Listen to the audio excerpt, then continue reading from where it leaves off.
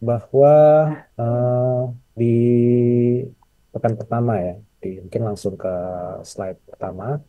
Di pekan pertama, ISG itu mengalami penurunan 0,9%. Ini juga mungkin sebagian karena impact dari adanya koreksi terhadap kenaikan signifikan yang terjadi di selama bulan Mei ya. Mungkin next. Dan untuk sepanjang sepekan lalu itu juga terjadi bahwa ada capital outflow yang mencapai 4,7 triliun. Dan level ini menurut kami memang cukup besar. Jadi memang ada beberapa eh, ada beberapa perkembangan, ada saham-saham yang mengalami koreksi ya, yang mencatatkan penurunan karena adanya capital outflow. Capital outflow-nya juga tercatat mungkin lumayan signifikan ya, dibandingkan dengan inflow yang terjadi di bulan Mei. Jadi tidak terlalu banyak berbeda.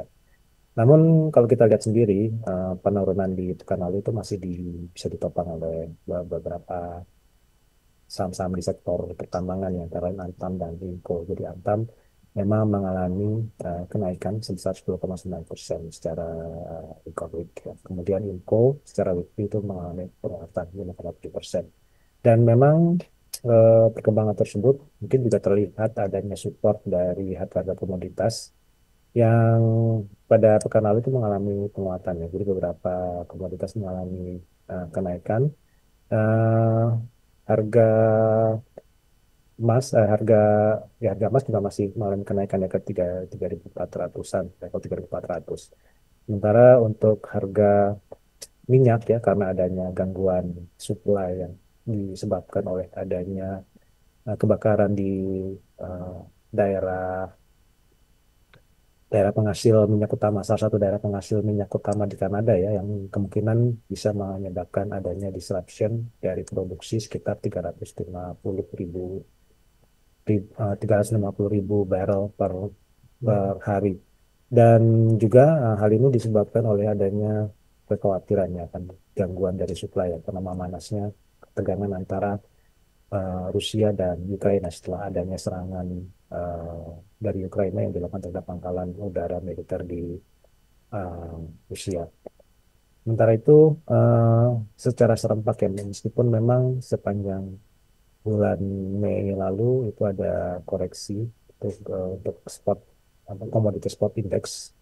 Selama sepekan ya, month to date itu terjadi kenaikan sebesar 2,8%. Dan ini juga kalau kita lihat mengalami berpengaruh juga terhadap perkembangan, selain berpengaruh terhadap perkembangan harga komoditas juga berpengaruh terhadap perkembangan harga-harga saham di sektor pertambangan sepanjang pekan pertama di bulan Juni ini. Next. Dan kalau kita melihat ya, dengan perkembangan tersebut ya, beberapa waktu terakhir juga memang rupiah masih tercatat masih cukup stabil. Hmm, sudah beberapa pekan rupiah bertahan di level 16.300, di bawah 16.300 terhadap dolar. Dan hal ini juga dipengaruhi oleh adanya inflow di pasar obligasi negara. Dan selain itu juga perkembangan dari global dalam beberapa waktu terakhir juga memicu penurunan nilai tukar US dollar. Dan hal ini terlihat dari indeks dolar ya, atau DXY, yang dalam beberapa waktu terakhir, beberapa hari ini mengalami eh, penurunan di bawah level 99. Ke depan juga kita lihat dengan adanya perbaikan dari persepsi risiko, sepertinya juga DXY juga masih akan tetap rendah. Eh, Kemungkinan arus modal asing masih tetap stabil terutama di pasar obligasi ya. Jadi kita melihat bahwa untuk dalam jangka pendek dan jangka menengah, kita lihat pasar obligasi di Indonesia ya, atau beberapa negara juga masih cukup favorable ke depannya. Demikian dari saya, kembali ke Glenn. Terima kasih.